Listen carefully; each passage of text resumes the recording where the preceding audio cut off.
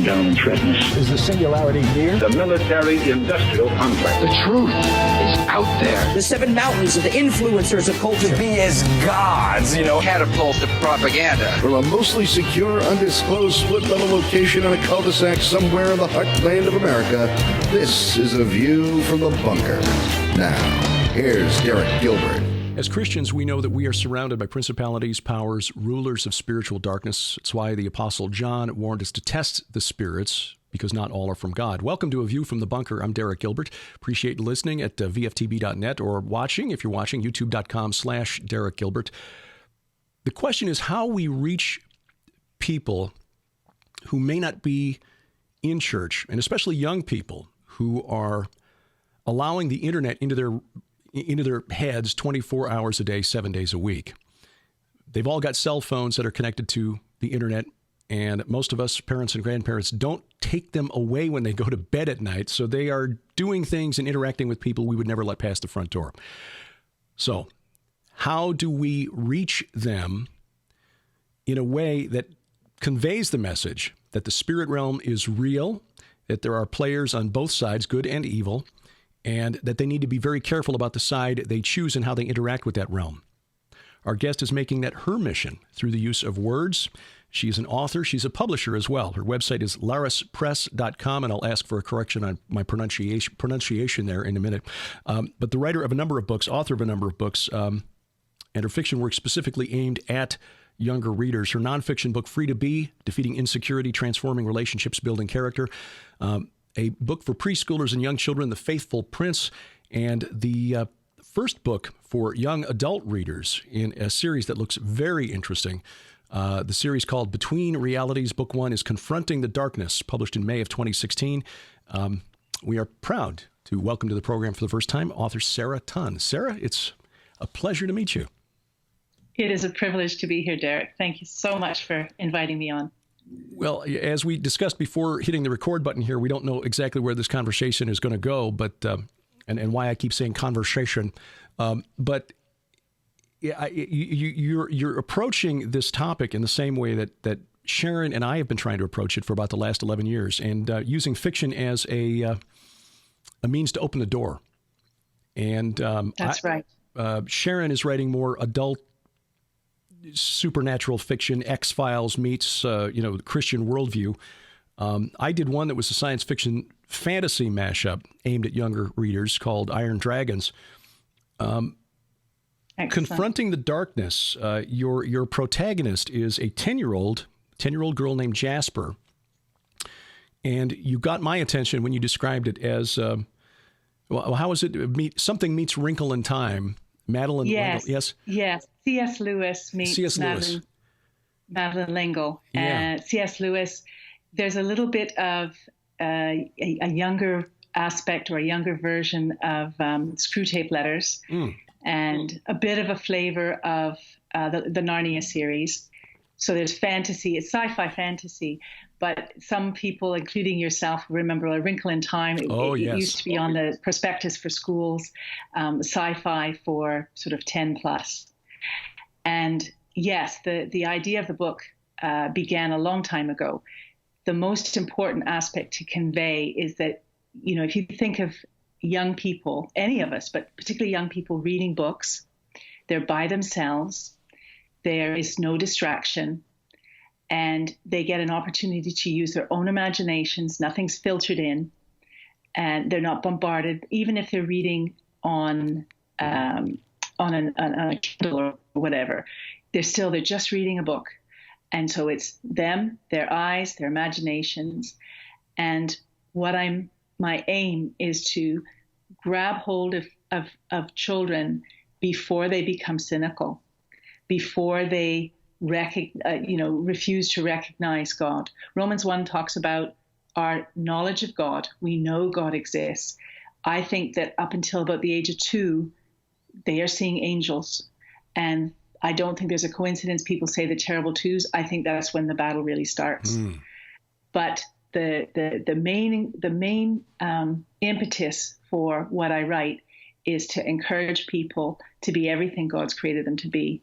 And so I want to make my influence to touch youth so that they can be who God created them to be, not who the media has created them to be, not who the internet tells them who they're supposed to be, and so on and so forth.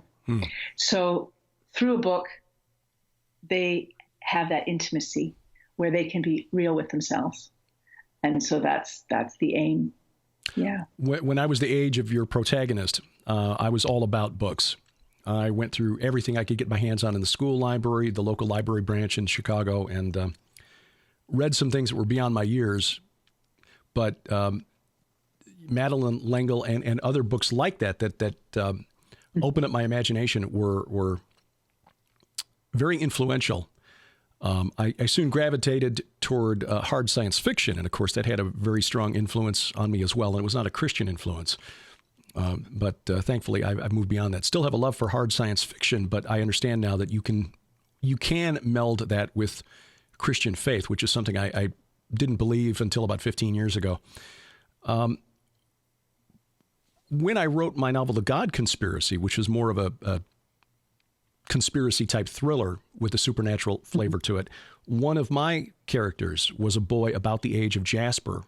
And the challenge I had was when writing point of view for the character was trying to remember what it was like to see the world as a 10-year-old. Yes. And make that believable. I think authors struggle with that. I often see characters in books and on TV at that age who are written with dialogue that's way beyond their years. How did you go about putting yourself into the mind of Jasper as the protagonist of this novel, this story? Well, part of the way it's written, there are different dimensions to the story. It's a mix of sci-fi and fantasy. The fantasy aspect is the supernatural aspect, angels and demons, but we don't talk about angels and demons.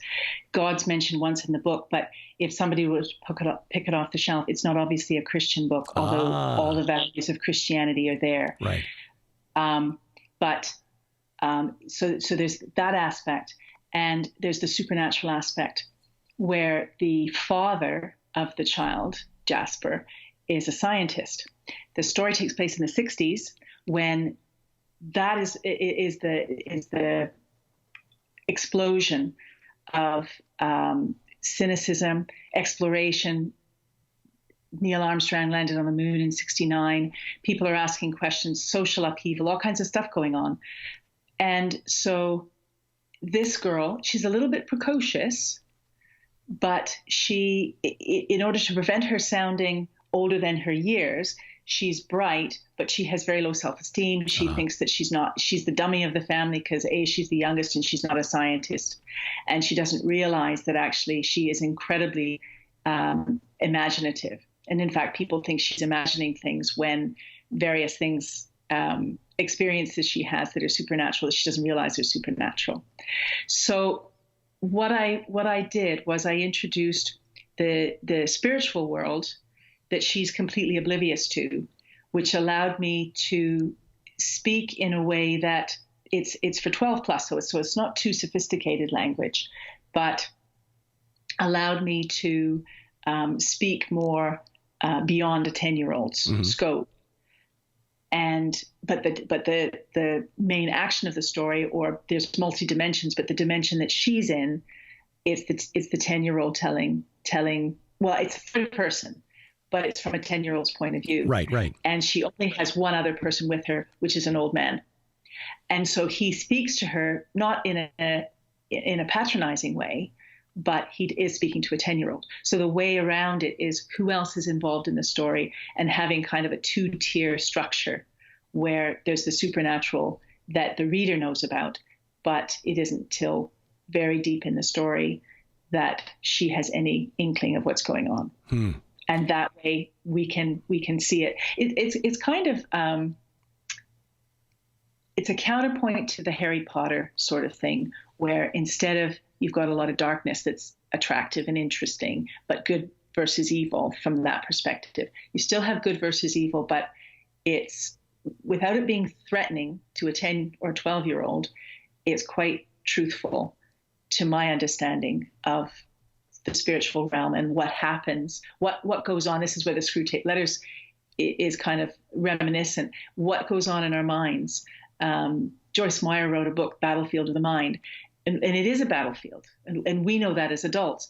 I want kids to recognize it as well. That is, that there are things competing for our attention. Mm-hmm. And if you suddenly realize, that's not really my thought. I'm not really wanting to do that horrible thing.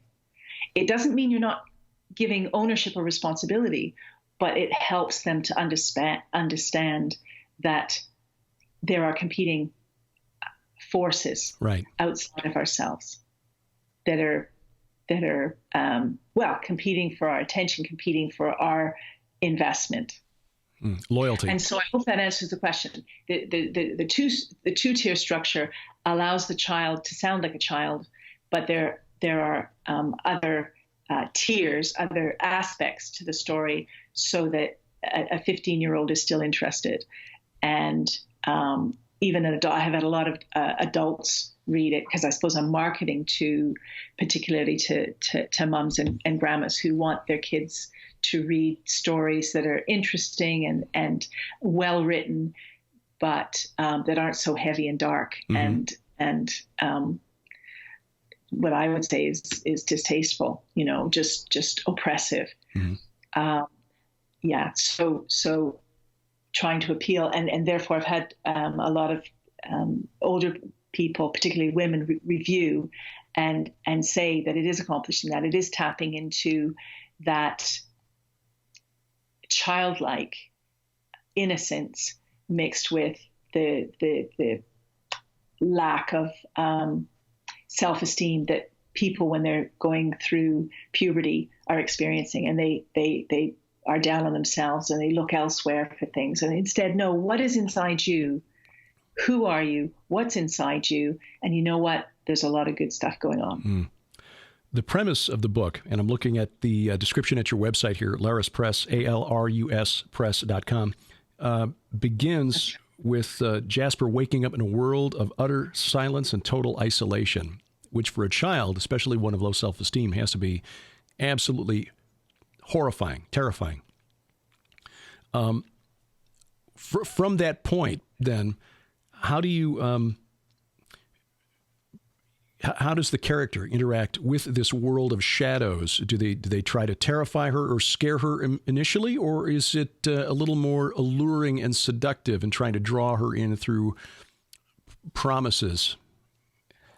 No, what it is that the way she experiences this is that although it's scary, because there's no sound around her. Mm-hmm. And then she discovers nobody is around her. There are angels, for lack of a better, way of putting it, there are angels protecting her. And so throughout the experience, you get the sense that she is safe. But that would be boring, right? Right. So then introduce the demonic. She's completely unaware, and they just about grab her. And there's this idea that if they make contact, then she's extremely vulnerable. Mm. So that keeps the suspense going. But what happens is we see that very soon we see that the angels and the demonic are battling for this person, and we don't know what's going to happen, but we're drawn in without being. What was tricky was not making it boring. Not too safe, but not too scary, because I'm wanting to appeal to 12-year-olds, right? Right. Not to adults, and you don't want to scare them too much.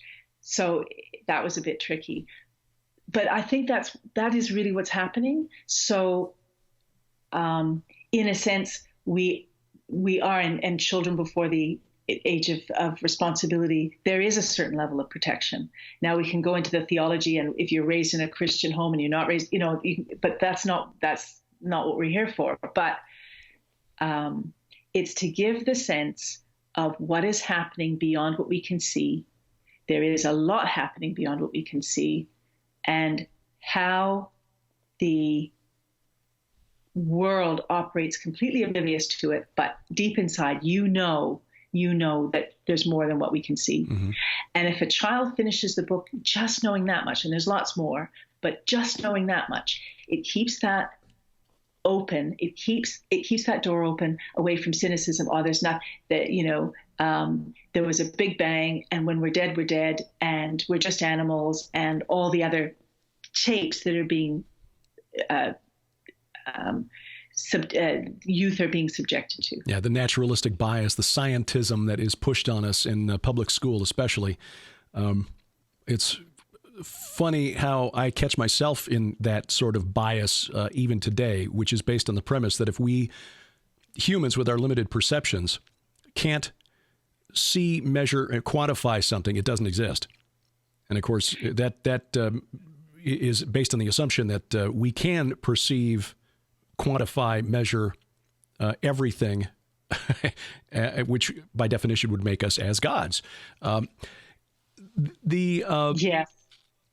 The story Wrinkle in Time, there were some scenes in there that scared me. The dinner scene especially, where Charles suddenly flips and he thinks that he's having this wonderful meal, where before, just moments before, it tasted like sand. For some reason, that one scene in that book just stuck with me. The interaction with the supernatural realm is something we only know a limited amount about. I mean, the Bible tells us a little bit about the actions, the workings of angels and demons. And I know this is something Sharon is working through now as she writes a series of novels that involve the actions of the spirit realm influencing our natural world. What kind of research did you do in order to create a compelling story, one that will engage and excite the readers without going too far into speculation beyond what we know from the Bible? Well, I've been a believer for about 30 years. I'm not a theologian, but I have studied theology. I've read sort of the New Testament probably half a dozen times, and the whole Bible 3 times at least. So I'm fairly well versed in the Bible, spirit-filled, and so I've got certain gifts that allow me to have a discernment of things in the spirit world. So it's a lot from the spiritual dimension. A lot of it has been my walk with God, which you can't. It's a testimony, and that's what we all stand on when we witness Christ, right? It's Christ in me. So in that regard, there's that aspect. Also, I live in fellowship with believers, so I've had loads of conversations, both regarding but extraneous to the book. So as that aspect of the story unfolded, of course, it's a novel, it's fiction, but it's taking my understanding and my experience and my knowledge of the Bible, and not veering away from that. Now, there are lots of different theological views about the gifts of the Spirit and all these various things, and so I am one Pentecostal in preference, but knows the word very well and raised traditionally. From the scientific aspect, I'm a creative person more than a scientist. So I have some members of my family who are, and my husband's family who are scientists, and one nephew is a graduate of has his master's at Oxford in physical science. So we had some conversation, and I said, "Is this viable? Is that viable?" To make sure that scientifically it has some weight. He is not a believer. And it was interesting having conversation. He said, "Yeah, that's viable. Yeah, yeah." And, so there's a lot of stuff we haven't talked much about, you and I, but about the stars and the expanding universe, which it's in the 60s that they start having these kinds of questions. So parallel in the story is the father trying to prove the universe is expanding, and the daughter trying to discover that she has something to offer this family because she doesn't fit in.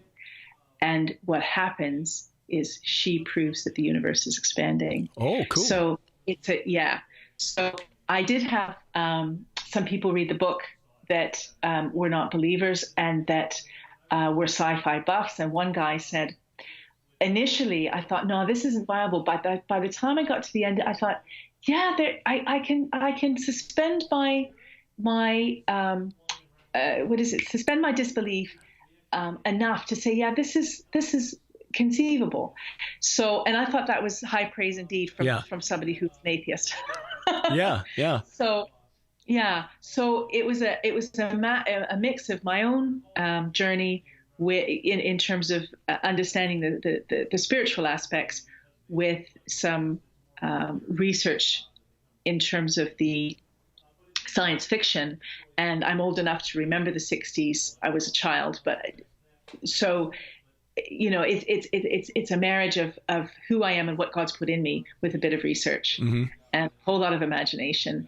And really the first draft, the fourth or fifth draft, the very first draft, a lot of it was on my knees, just saying, okay, Lord, what happens next? Where do I go from here? Not knowing whether it's a children's book, an adult's book, not really knowing where we were going. And it's morphed tremendously. Well, I mean, that's an interesting approach and a really good response. And I think the correct response in terms of trying to work through it. I mean, there are obviously things that we don't know because the Bible only tells us what we need to know about the spirit realm, which is that we shouldn't seek contact with it because not everything that's in there is friendly to us, and we're not necessarily smart enough to discern which or which, unless we, Absolutely, and we're not even really meant to be chatting with angels either. I mean, right. If one shows up in your bedroom and says, well, he might be the real thing, or he might be satanic, because we have a whole world religion right. based on a misunderstanding of an angel. So, right. Yeah. So it's not in any way seeking that. The only supernatural encounter that she has, is with we come to recognize two characters. If you're an adult, certainly an adult believer, Jesus is in the story, and there is an angel. But if you look at, for those that might be thinking, ooh, I don't know, this sounds dodgy. If you think about Abraham and him hosting people, right, and and Jesus saying, if you give a cup of water to a stranger, who knows who that stranger is, right? The book of Hebrews says the same thing. By so doing, we entertain angels unawares. Yeah, exactly. Thank you. So it's not asking people to try to explore the supernatural, but rather be aware. And it'd be interesting to know adult feedback for those of you who read Confronting the Darkness. What do you take as from the supernatural? But if anybody's interested, it's on Amazon, and the reviews are all there. And I haven't had anybody say that I'm trying to lead people astray. So, well, I'll be adding this to my Kindle. In fact, my Kindle's right down here as I am talking with you, and I'll be pushing the order Kindle button before the end of the conversation here. Because again, I think that there is a real need for this. Certainly, statistically, we know that if children aren't committed to Jesus Christ by the age of 18, the statistics show that it's unlikely in the extreme that they will do so in their adult lives. And that's generally going to require some sort of traumatic experience to force them to stop and reconsider the path that they're on. And so we as parents and grandparents have a responsibility to try to bring them in now. And sadly, speaking as a man, most of my colleagues out there and friends out there have not been standing up and performing their due diligence as spiritual heads of their households. And I say this as one who didn't really understand that was my role until I was in my mid-30s. So this one thing I will say is that the devil or the deceiver appears in the story, and what the child is faced with is, do I go with what looks good, or do I go with what I know is good? Mm-hmm.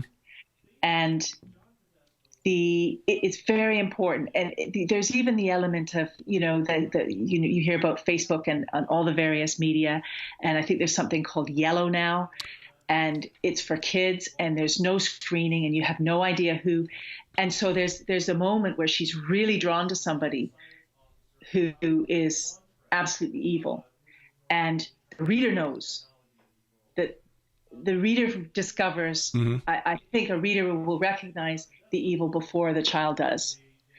And that's very interesting, because that is meant to help people discern. And again, I think that discernment, it's that hunch.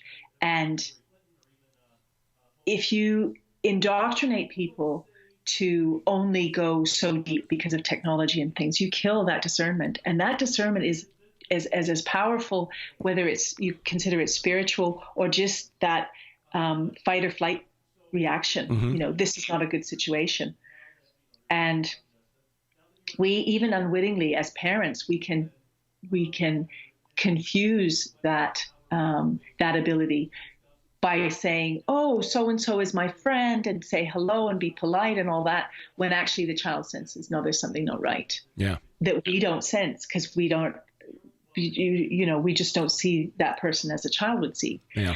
And so it's I guess I'm just trying to solve a child's problem in the main, in one series, which you can't do. But all you can do is take what you know, put it out there in as well written a format as you can, and say, there go I, God, go with me. And there it is. And just pray that lots and lots, your series and your wife's series and mine and thousands of other authors, that people will grab hold of these things and get the nuggets that they need. Yeah. It's and you anticipated a question, which was, to go a little deeper into how evil is portrayed in the book. And we know from the Bible that even Satan can appear as an angel of light. So that is one of the interesting things about the way Hollywood typically chooses to portray evil, which is spewing pea soup and green and fangs and things. And my contention is, if the enemy chose to reveal himself that way to most of us, he would literally scare the out of us, and it would be sort of self-defeating. Evil's going to be much more devious and attractive to that. Yes, exactly. And that was the basis of conversations we had on Skywatch TV and also on this program back over the summer with Opal Singleton, who has a ministry called millionkids.org, which is named for the rough number of children who are being trafficked around the United States at any given time. And often they are pulled into it because of social media apps like the one you described, social apps that I never heard of. And, I'm pretty aware. Sharon and I met in 1997 over the internet, back when only 20% of Americans actually knew what the internet was. So we're early adopters into this technology. Most of us, parents, grandparents, don't have any clue about what our kids are and who's contacting our children through social media these days. But not to deviate too far from the point here. Let me ask you then about how your background has influenced the writing of Jasper and her struggles. I note that, as we mentioned at the beginning of the program, you have a nonfiction book called Free to Be, Defeating Insecurity, Transforming Relationships, Building Character. How has your walk, your upbringing, your struggles shaped the way you saw the world through the eyes of Jasper in Confronting the Darkness? I think that the sorts of experiences I came from a secure, stable background on the surface, but my family relationship wasn't particularly good. The main thing was that I was bullied as a child, things like that. So I grew up feeling quite insecure for any number of reasons. And as a result, when I came to the Lord, I was saved and I trusted him, but I wasn't walking in the freedom, in the life, in the joy, in the the success. I don't mean monetary success. I mean the fullness that life. I come to give you life and to have it more abundantly. And I wasn't walking in that. And so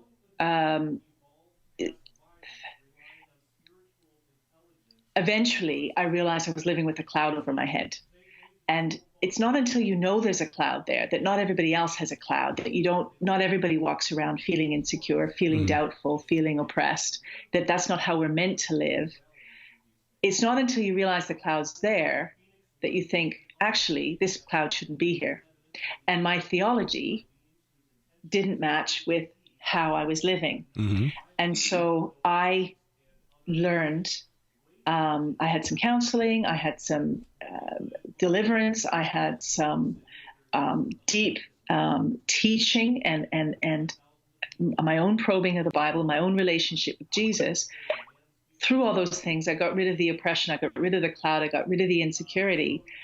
But when the caricature of Jasper was developed, there's a lot of the 10-year-old child that was me. The insecurity, the feeling like she didn't belong in the family. And I think there are a lot of people, particularly women, you hear story, well, was that maybe I was adopted because I don't fit, that sort of scenario. And it isn't even certainly in Jasper's case, it isn't even the parents' fault, which I think becomes evident. It's not a book about bashing parents in inefficiencies or imperfections, but rather the child's perception. And because she does see things differently, she sees when people don't get her point of view, they think that she thinks they're being critical, that sort of thing. So insecurity isn't only how we're treated or what we experience, but it's also how we receive that experience.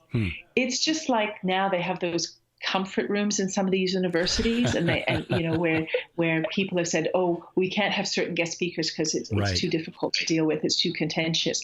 Well, that is just not allowing somebody to overcome, allowing somebody to the freedom to differ with someone else, that kind of thing.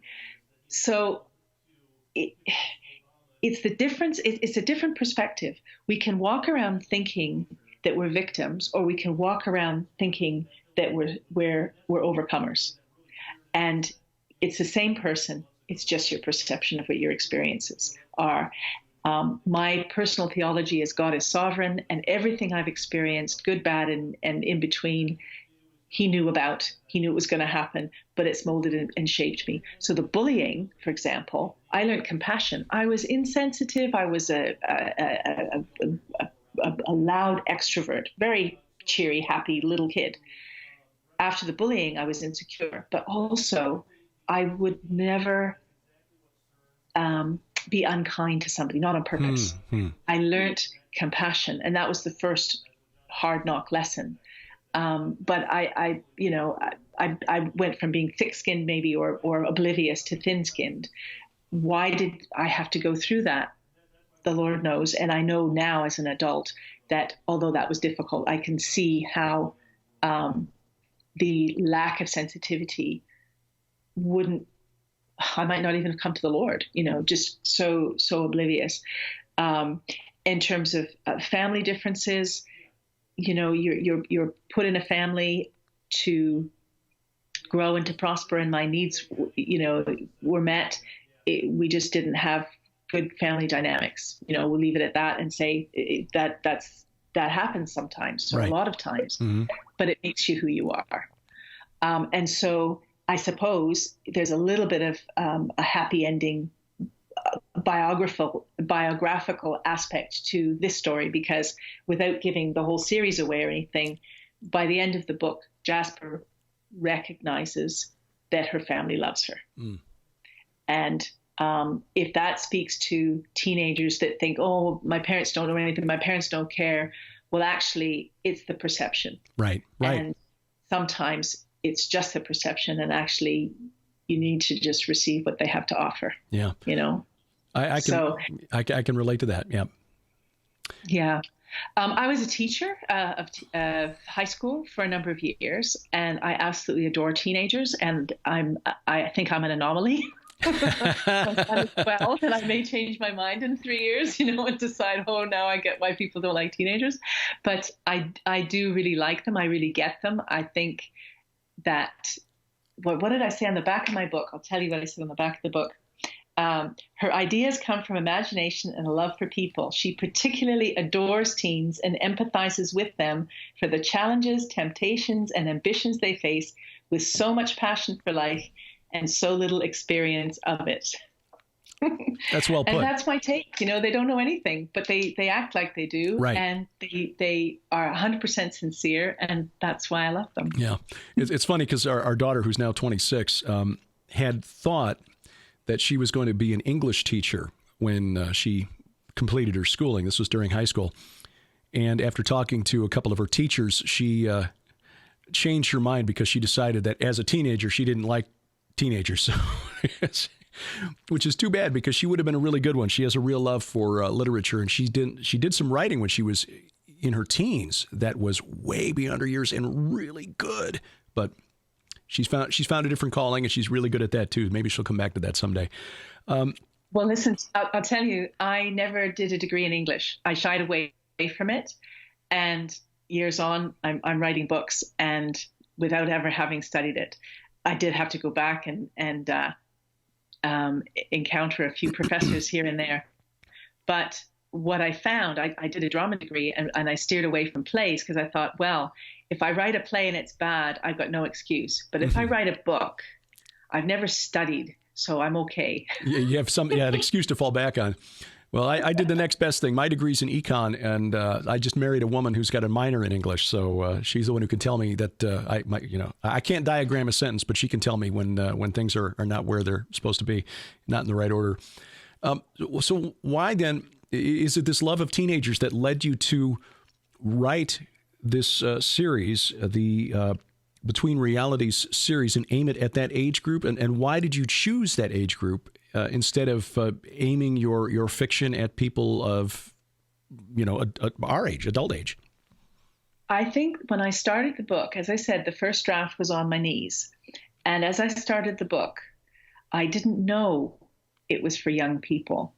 And it was only the last couple of drafts, I think there were about 5 drafts, the last couple of drafts where I realized, actually, this is for teenagers. And I suddenly thought, well, of course it's for teenagers because I love teenagers, and who do I know best? Mm-hmm. Teenagers. Yeah. But God often does that, I remember when I was thinking of becoming a teacher, or I was in university and thinking, well, what am I gonna do with my life? And had lots of ideas. And when I settled on teaching, I thought, well, of course, why wouldn't I? I used to tutor in high school, and the kids, my peers, would all come to me and say, could I help? It's funny how sometimes we miss the obvious for the longest time. Mm-hmm. And so I think I aimed it at teenagers because that's what I love most in terms of age group and understand most. I think I understand teenagers maybe better than I understand my peers. And so because of that love, God eventually steered me that way, but it was unconscious. It was completely unconscious. Before we run out of time here, I want to ask about the book that you wrote for preschoolers and young children, The Faithful Prince. This is a little different. This is a full-color illustrated book. What was it that inspired the book, The Faithful Prince? My 7-month-old son. Ah, that will do it. Yeah, they have a tendency of reframing your worldview, don't they? It's a complete in-your-face worship story for little toddlers, for parents to teach their kids, how do you worship God? And how do you know God's real? Mm-hmm. And all that stuff, all that good stuff, but from a frame of reference for little kids. It was our daughter that kind of got me focused. I mentioned, the mid-30s being about the time when I finally realized what I was supposed to be doing. It was one night when the Holy Spirit kind of whispered in my ear, and not that I heard anything audible, but I don't take credit for this epiphany. Suddenly realizing that I didn't know how to explain to our daughter, who was 6 at the time, the difference between right and wrong, because I didn't know why I believed certain things were right and certain things were wrong. And it occurred to me that because I said so is not a good enough answer. So that led me into studying apologetics. So that's fantastic. That's fantastic.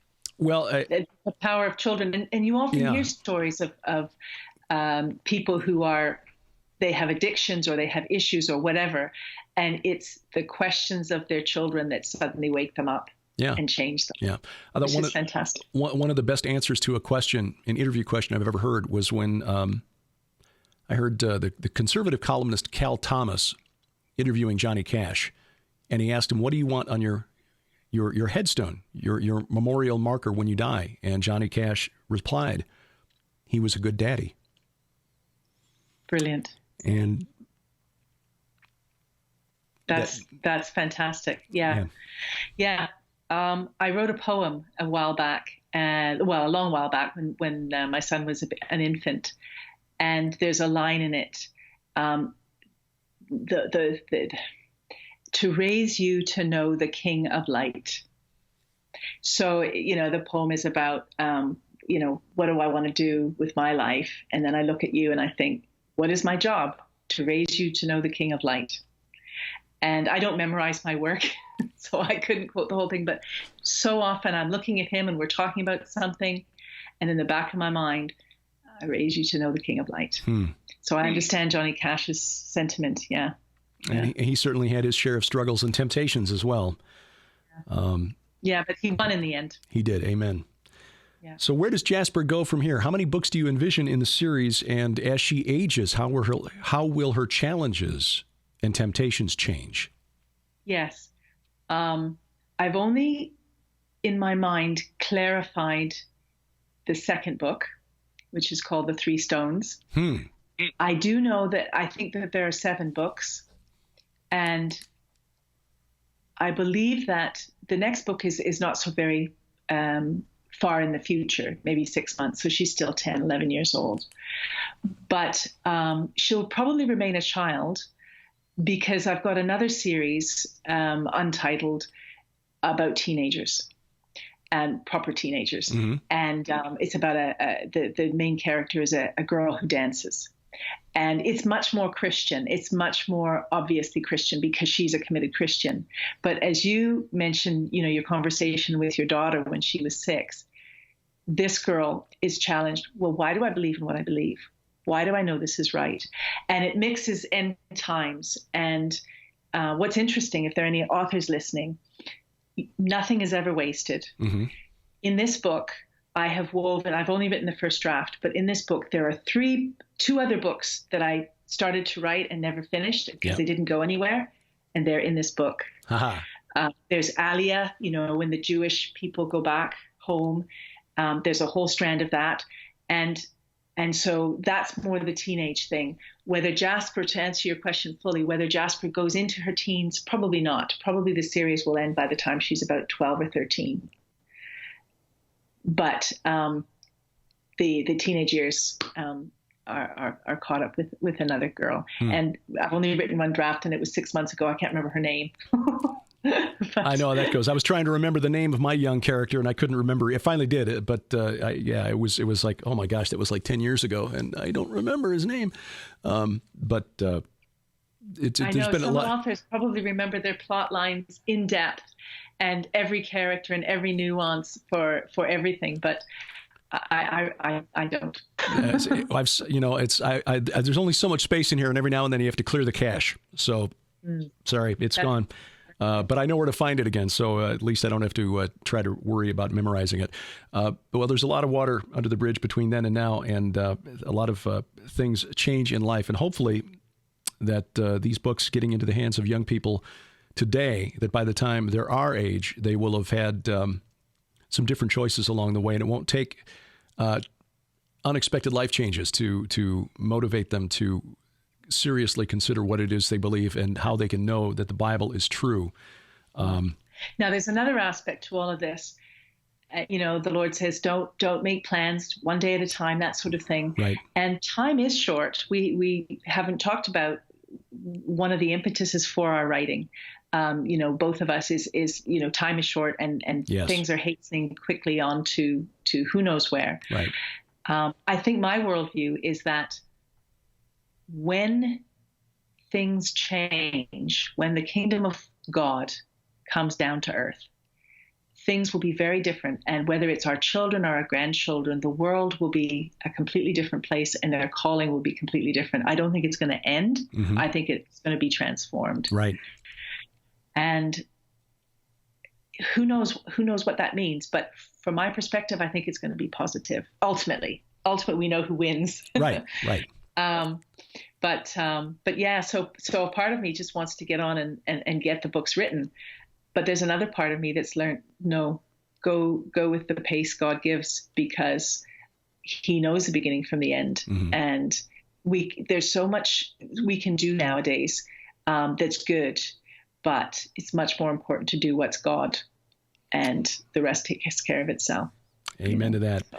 Sarah Tunn is the author of the Between Reality series. Book 1 is Confronting the Darkness. There will be future books in the series, God willing. Also, the book Free to Be, Defeating Insecurity, Transforming Relationships, Building Character, and a book for young uns, as they say here in the Ozarks. The Faithful Prince, preschoolers, young children, the target for the Faithful Prince. And by the way, for those of you who've known me for a while, I don't mean young uns as any kind of derogatory remark about people who live in the Ozarks.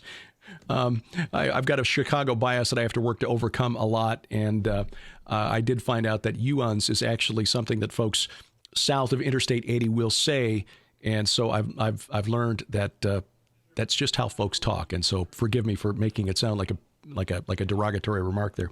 But anyway. I don't think so at all. No, they're just little guys. Well, yeah, exactly. And the thing that I've learned also about myself, even after growing up in the city of Chicago, is that I am much happier being from there than in there. And we live now in an area where the county seat has got 800 people. The town we work in has got 1,400 people. And where Sharon and I live, our nearest neighbors are cattle, chickens, and coyotes. So, and I wouldn't have it any other way. Sarah, where is the best place for people to find copies of Confronting the Darkness? You can either go to Larus Press, Larus Press, which is my website, or you can go directly to Amazon.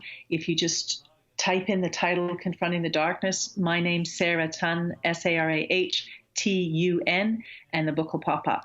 And anything else, Amazon, Sarah Tunn, author, all the books will pop up. All right. So love to see you on my website. Love folks to sign up for the newsletter, because my whole modus operandi is to encourage people to prepare for God's call.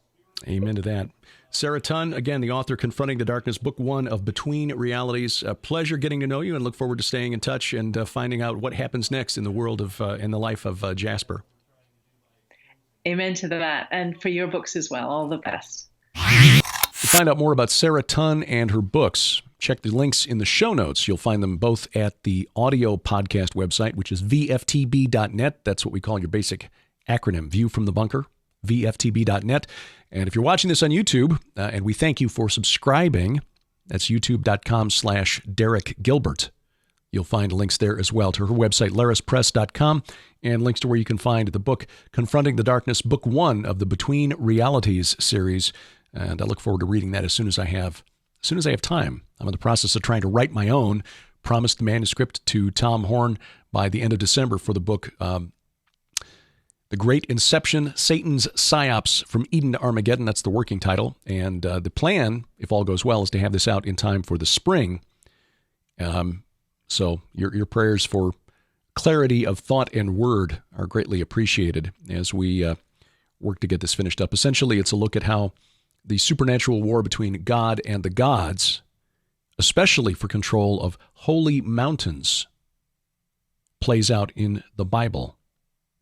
Did you know that God actually attacked and conquered Mount Hermon? It's in there. That and more coming up in that book. And we'll have a number of programs on that on Skywatch TV and maybe even here on A View from the Bunker as we get toward March. This will be my first nonfiction book. I've contributed chapters to a number of anthologies that are out there, but this will be the first full-length book. And in fact, timing on it, again, if all goes well, will be just about perfect because it should be out just in time for the Hear the Watchman conference in Dallas on March 31st through April 2nd. Sharon and I will be speaking there along with two of our colleagues from here at Skywatch TV, Josh Peck and Jake Ruchotzke. So we'll be traveling down there and bringing box loads of books and whatnot to the Hear the Watchman conference. For complete information, there is a link at the website, VFTB.net, or you can go to hearthewatchman.com and click the link there to get your registration. Your early registration, by the way, saves you some money. There is a discount involved in that if you take advantage of it during the month of December.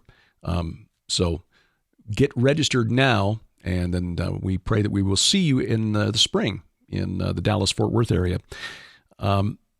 The program I did with Gans Shimura last week was followed by a program on Skywatch TV with Josh Peck and Jake Ruchotzke about the Pizzagate scandal.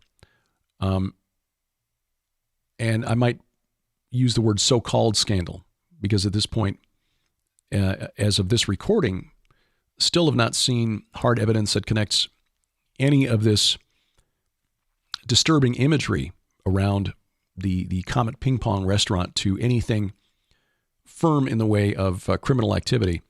And I received a number of emails after these programs that basically were of two categories. One was a thank you for addressing the issue. But second was from several women who themselves were victims of abuse. And that is the tragedy of this, that in many of these cases, the allegations are never put before a grand jury because the victims who dare to speak out aren't believed. And I just wanted to clarify that I, nor any of the gentlemen I was speaking with, Gans Shimura, Jake Ruchotzke, Josh Peck, none of us were saying that we don't believe that this goes on, that the abuse of children for sexual purposes is an imaginary thing. We do believe it, which is why we even talk about it and bring it up. In fact, as we pointed out on Skywatch TV, the Monday report from this past week, it's a big part of what we do on Skywatch TV, why we do what we do. We take some criticism at Skywatch TV for promoting books, DVDs, conferences, and so forth. But the reason we do that is to raise the funds to support Whispering Ponies Ranch. The purpose of Whispering Ponies Ranch is not for Nita Horn to just have fun playing with little horsies. It is to provide a facility using these animals as therapy animals to begin to heal children who are coming out of horrifying situations, whether it's sexual abuse, parental neglect, or any number of other situations where children wind up in foster care. And through the partnership with Royal Family Kids, and you'll find them online at rfk.org,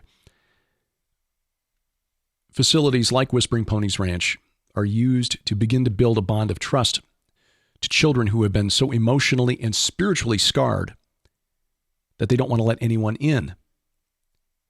It's hard to share the gospel of Jesus Christ with somebody who is so closed off that they won't listen to anything you have to say. And beyond that, they're at much greater risk for eventual incarceration and early death. And of course, to repeat this cycle of abuse, physical, emotional, and sexual abuse on the next generation. But Royal Family Kids works to show them a different model of family, that there are loving bonds between people that they can trust. But the first step is getting them to open up. And that's where the therapy animals come in. And that's where Whispering Ponies Ranch comes in.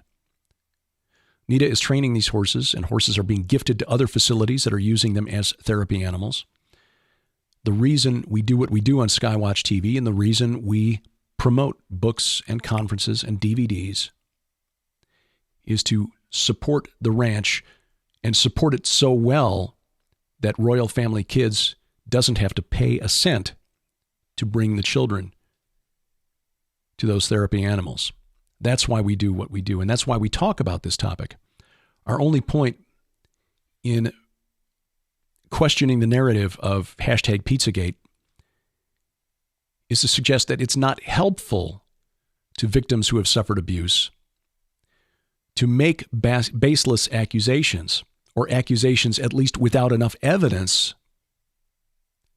to begin a police investigation. And to this point, the police have said there is no grounds for an investigation of the owner or the customers of Comet Ping Pong.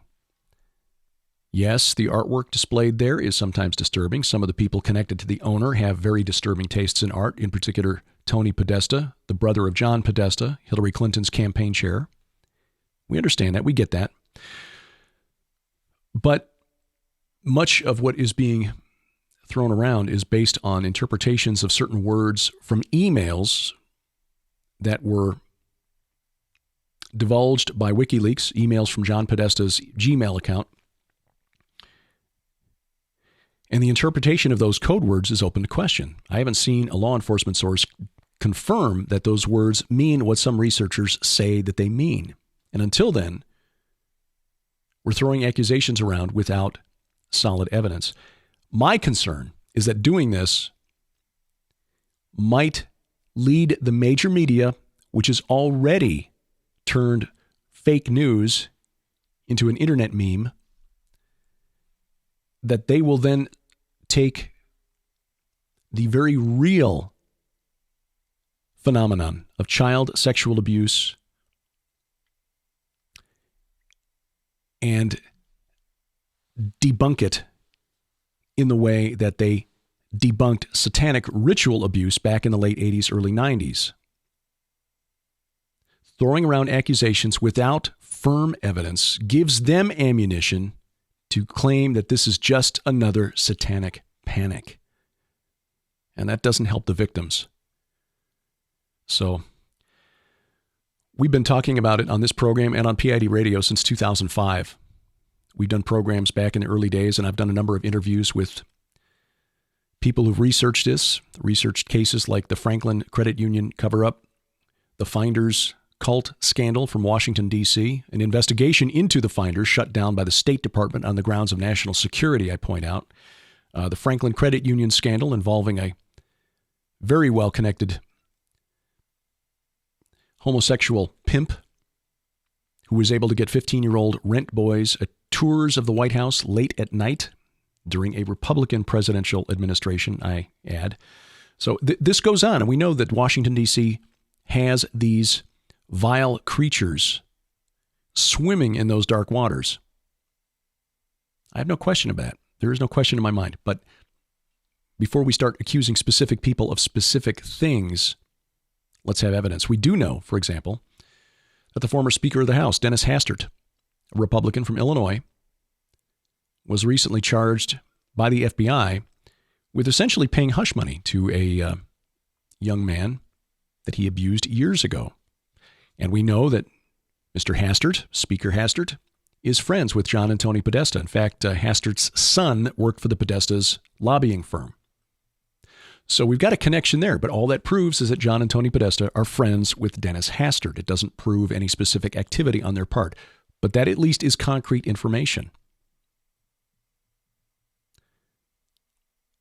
I'm not saying we should shut it down. Let's pull at the threads, but let's just be a little more cautious about throwing around accusations.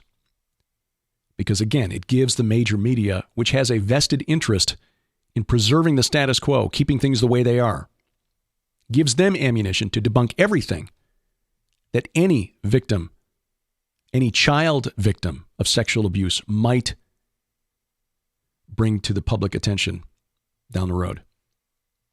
Coming up in A View from the Bunker, Ken Johnson. He has brought a number of ancient texts to the body of Christ, and we appreciate his work. He's soft-spoken, but he's deep, and when he talks, it benefits you to listen. His new book is The Ancient Book of Gad the Seer. Gad was a seer during the days of King David. And so we'll talk about that. You'll hear that on the 18th. On December 25th, a program that I wish wasn't necessary, but we'll repeat the theme of a program from 1 year ago as we wish you a merry non-pagan Christmas. January 1st, haven't decided yet if we're going to post a program. During the period between the holidays, I may take the time to just focus on writing and editing the book. So we're going to see how much time we've got prior to New Year's Day. But guests coming up include Preston Condra, who is a gentleman that we bumped into down at the Ark Encounter. He is a researcher and writer in the field of Christian apologetics. And that's a field that all of us, myself included, need to understand better. Why do we believe what we believe? What's the evidence for the truth claims of Christians? We'll talk to him about that. Sheila Zielinski has a new book out about the power of prayer. We'll talk with her, and you'll hear that interview coming up within the next month or so. And then Ken Giles, a guest on View from the Bunker previously, but not for quite some time. He'll be back. Not to confuse Ken with the relief pitcher for the Houston Astros, different Ken Giles, but those are some of the guests that you'll hear coming up in the weeks ahead on A View from the Bunker, or see if you're watching this on YouTube. And if you're watching on YouTube and you've subscribed to the YouTube channel, youtube.com/Derek Gilbert, you'll get a weekly update in the ongoing audiobook novel, a free version of my novel, The God Conspiracy. You'll get it for free every Monday at 9 a.m. Central Time, a new edition. I think we're up to episode 13, 12 or 13, maybe 13 by now. But that's only about halfway through, so you've got time to catch up before we bring it to a conclusion in the spring. And every Sunday, our Bible study, the Gilbert House Fellowship, gilberthouse.org. This weekend, I think we're going to miss because we are going to be out of town unexpectedly. One of Sharon's older sisters passed away a week ago Friday. She had suffered a heart attack about a month ago, and we thought she was recovering, but the Lord had other plans. So we'll be gathering with family, and I don't think have the opportunity to produce the Gilbert House Fellowship this week, but your prayers for the family, Sharon's family especially, much appreciated. But the archives going back to Genesis 1:1 are there at gilberthouse.org, and we encourage you to listen and then participate. We've got a Facebook page for that as well, the Gilbert House Fellowship, just as we do for View from the Bunker, facebook.com/View from the Bunker. Weigh in on what we discussed here tonight and many other topics.